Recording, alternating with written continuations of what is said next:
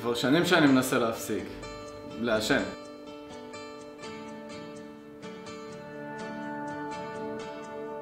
מכל זה לא הצלחתי. זה כמעט בלתי אפשרי להצליח לבד. כל הזמן אני רוצה סיגריה. בהתחלה הייתי סקפטי. ניסיתי כבר דיקור סיני, היפנוזה, סרטים, שום דבר לא עזר. בפגישה הראשונה שלי עם מאיר, המנחה, לא ידעתי מה להגיד. אז אמרתי, היי, אני אביב, ואני לא מצליח להפסיק לעשן.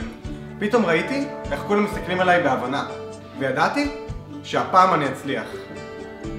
כשרק הקמנו את הדרך הקלה להפסיק לעשן, אנשים בקושי הגיעו. בסדנה השלישית שבאתי כבר לא היה מקום.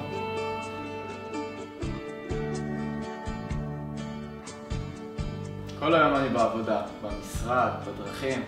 עד שאני מגיע הביתה, אין לי כוח לכלום. איך אני יכול להפסיק לעשן ככה? בין אם זה לימודים, משפחה, זוגיות או עבודה, לחץ או גורם מספר אחד לכישלון בהפסקת עישון. גם אני לא הצלחתי פעם להפסיק. ככה נולדה עמותה בדרך הקלה להפסיק, לעשן. בסדנאות שלנו בדרך הקלה להפסיק לעשן, המומחים שלנו ילמדו אתכם כיצד לצאת להפסקת סיגריה, כיצד לעמוד אל מול הבוס שלכם, מתי למצוא את הזמן הטוב ביותר לצאת להפסקה.